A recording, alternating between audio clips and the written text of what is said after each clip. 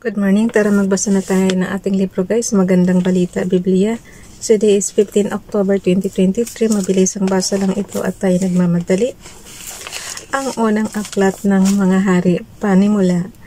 Sa unang aklat ng mga hari, ipinapagpapatuloy ang kasaysayan ng kaharian ng Israel na sinimulan sa mga aklat ni Samuel. Ang aklat na ito ay isang maingat na paglalahad at makatarungang paghatol sa mga kaganapan sa buhay ng Israel bilang isang kaharian. Ito ay may dalawang pangunahing bahagi. Ang unang bahagi ay naisulat bago o pagkatapos na mamatay si Josias 609 BC at ang pangalawa naman ay noong kapanahonan ng pagkabihag. Ito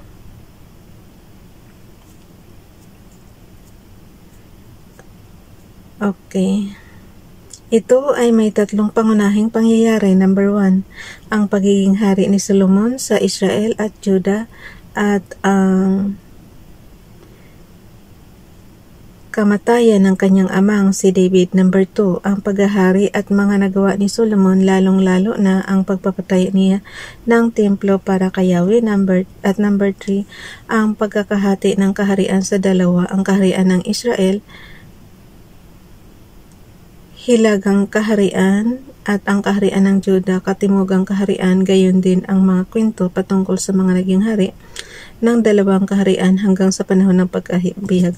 Itong number 2 guys, yung pinatayo na templo ni Solomon, panood ko to sa documentary, na wasak din noong giyera yata ng World War I o World War II. Nasa ganun. Basta napanood ko yung documentary niyan. Okay? Nawasak yan, kaya wala na yung templo na pinagawa ni Solomon. Sa generation natin ngayon ha.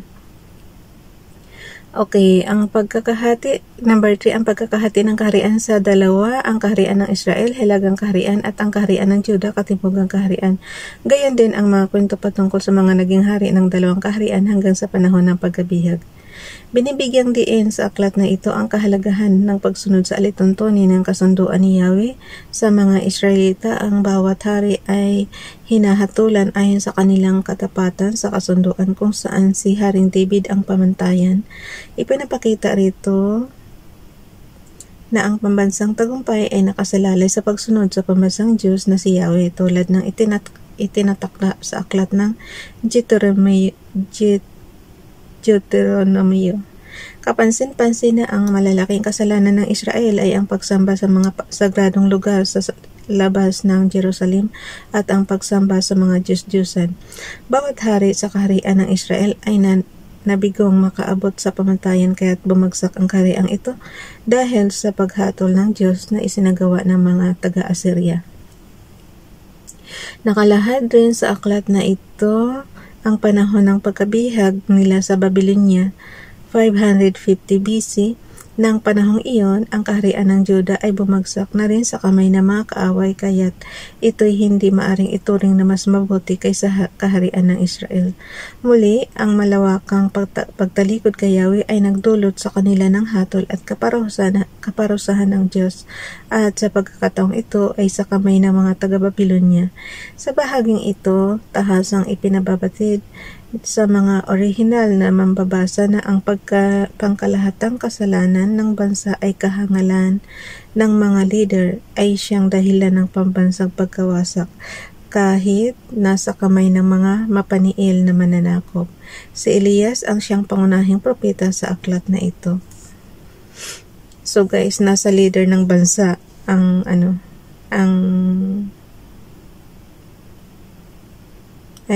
nakatlagay. At kahangalan ng mga leader ay siyang dahilan ng pambansang pagkawasak, kahit nasa kamay ng mga mapaniil na mananakop. Si Elias ang siyang pangunahing propeta sa aklat na ito. Nilalaman ang wakas ng paghahari ni David, chapter 1 verse 1 to chapter 2 verse 11. Si Solomon ay naging hari, chapter 2 verse 12 to chapter 2 verse 12 to verse 46. Ang paghahari ni Solomon, chapter 3 verse 1 to chapter 11 verse 43. Letter A, ang mga unang taon. Chapter 3 verse 1 to chapter 4 verse 34.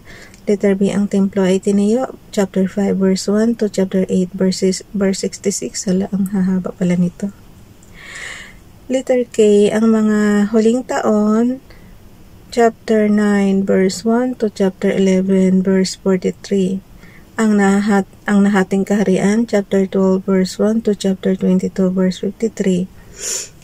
Letter A, ang paghihimagsik ng mga lipi sa Hilaga, chapter 12 verse 1 to chapter 14 verse 20. Letter B, ang mga hari ng Juda at ng Israel, chapter 14 verse 21 to chapter 16 verse 34. Letter K, si Propeta Elias, chapter 17 verse 1 to chapter 19 verse 21. Letter D, si Haring Ahab ng Israel, chapter 20 verse 1 to chapter 22 verse 40. Si Jehoshaphat ng Juda, si Ahazias ng Israel, chapter 22 verse 41 to 53.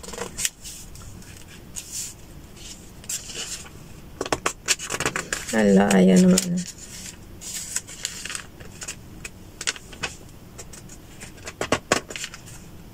Manipis kasi, kaya nagdodoble siya. Okay. Unang hari, chapter 1, si David nang matanda na. Mahaba-haba ito, guys. Unang hari, chapter 1, verse 1, matandang-matanda na noon si Haring David, kahit kumuta ng makapal ay giniginaw pa rin siya. Verse 2, kaya't sinabi ng kanyang mga lingkod, kung ipapahintulot po ninyo kamahalan, ihahanap naman kayo ng isang dalaga na dito titira at mag-aalaga sa inyo. Matutulog siya sa tabi ninyo upang mabigyan kayo ng init. Verse 3, at naghanap nga sila sa buong Israel ng isang magandang dalaga at natagpuan nila si Abisag na taga Sunem. Siya ay kanilang dinala sa hari. Verse 4, tumira siya sa piling ng hari at inalagaan ito. Bagamat siya ay napakaganda, hindi siya ginalaw ng hari. Siyempre matanda na. Okay, binalak ni Adonias na maging hari. Verse 5. Samantala, ipinamamalita ni Adonias na anak ni Hagoit na siya ang susunod na hari. May inihanda na siyang mga karwahe, mga ngabayo at 50 alalay na kawal. Verse 6, ni Minsay, hindi siya pinagsabihan o sinaway ng hari sa mga ginagawa niya. Si Adonias ay nakabatang kabatid ni Absalom at napakakisig ding tulad nito. So, anak din to ni David, guys, kasi si Absalom, di ba, anak ni David. Si Adonias ay nakababatang kapatid ni Absalom. So, it means anak din siya ni David. Ewan ko lang ha, kasi hindi naman binanggit dito. Pero syempre, di ba si Absalom nga anak niya. At napakakisig din tulad nito. Verse 7, kinausap na niya si Joab na anak ni Zeruias at ang paring si Abiathar at sumang-ayon ang mga ito na siya tutulungan. Verse 8, ngunit hindi pumanig sa kanya ang paring si Zadok at ang propetang Sinitan, pati si Binayas na anak ni Joyada, gayon din sina Sime at Rey at na ang magigiting na bantay ni David. Verse 9, naghandog si Adonias ng maraming tupa, baka at pinatabang toro na sa bato ng Zohelite na malapit sa Enrogel. Inanyayahan niya roon ang kanyang mga kapatid, ang mga anak ng hari at ang mga opisyal na hari mula sa lipi ni Juda. Verse 10, ngunit hindi niya inanyayahan ang propetang Sinitan, si Binayas at ang mga bantay ng hari at ang kapatid niyang si Solomon. Verse 11, kaya kinausap ni Nitan si Bathsheba na ina ni Solomon, sabi niya, hindi ba ninyo alam na ipinahayag na ni Adonias na siya na ang hari na ito? na siya ng hari at ito ay lingid sa kaalaman ni Haring David. Verse 12, kung gusto ninyong iligtas ang sarili ninyong buhay at pati ang buhay ng inyong anak na si Solomon, ito ang maipapayo ko. Verse 13, pumunta agad kayo sa hari at sabihin sa kanya, hindi ba't ipinangako ninyo sa akin na si Solomon ang maghahari na kahalili ninyo? Bakit si Adonias ngayon ang naging hari? Verse 14, at samantalang kausap ninyo ang hari, papasok ako at patutunayan ko ang inyong sinabi. Verse 15, pumunta nga si Bathsheba sa silid ng hari. Ang hari noon ay matanda na at si Abisag, ang dalagang taga Sunim, ang nag-aalaga sa kanya. Verse 16, yumuko si Bathsheba at nagpatira pa sa harapan ng hari. Anong kailangan mo? Tanong ng hari.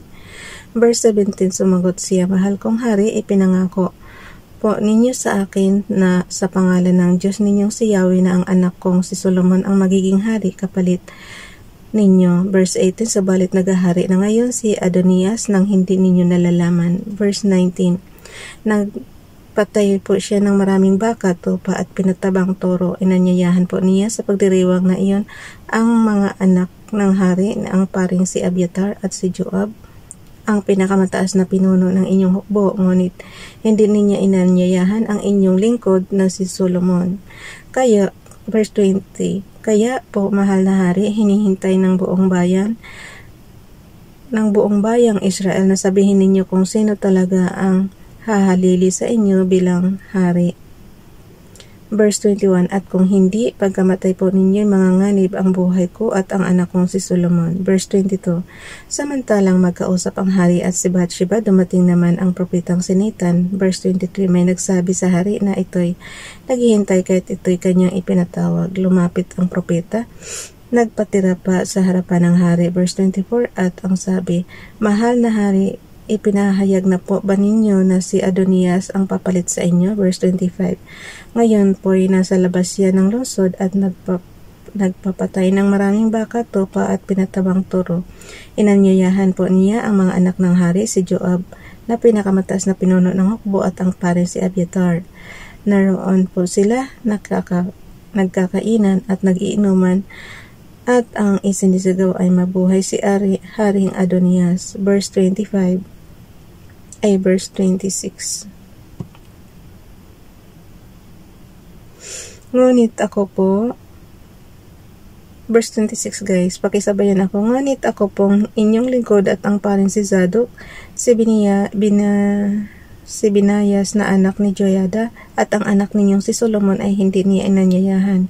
Verse 27, ito po ba ay utos ng mahal na hari? Bakit po walang nagsabi sa inyong lingkod kung sino ang susunod sa inyo bilang hari? Verse 28, kaya't nagsalita si Haring David, tawagin ninyo si Bathsheba. Paglapit ni Bathsheba, verse 29 ay sinabi ng hari, saksi si Yahweh, ang buhay ng Diyos ng Israel na nagligtas sa akin sa lahat kong mga kaaway. Verse 30, nanumpa ako noon sa pangalan niya na ang anak mong si Solomon ang siyang hahalili sa akin. Tutuparin ko ngayon ang aking pangako. Unang Hari, chapter 1, verse 31, nagpatira pa si Bathsheba sa harapan ng hari bilang paggalang, mabuhay ang Haring David magpakailanman, sabi niya. Verse 32, pagkatapos sinabi ni Haring David, tawagin ninyo ang paring si Zadok, ang propetang si Nathan at si Binayas, kaya't humarap sa hari ang mga tinawag. Verse 33, sila naman ang inutosan ng hari, isama ninyo ang aking mga opisyal, pasakayin ninyo ang anak kong si Solomon sa aking sariling mula at samahan ninyo siya patungo sa Gihon. Verse 34, bubuhusan siya roon ng langis bilang hari ng Israel ng paring si Zadok at ang propetang si Nathan. Pagkatapos ay hipan ninyo ang trompeta at isigaw ninyo, mabuhay si Haring Solomon. Verse 35, sundan ninyo siya pabalik dito at paupuin sa aking trono sapagkat siya ang papalit sa akin bilang hari. Siya ang aking pinili na magiging hari sa Israel at sa Judah.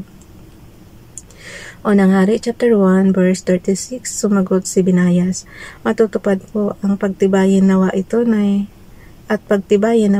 Yahweh, ang Diyos ng mahal na hari. Verse 37, at kung paanong pinagpala ni Yahweh ang mahal kong hari, naway pagpalain din niya si Solomon, naway maging mas dakila ang kaniyang paghahari kaysa paghahari ng mahal kong haring si David.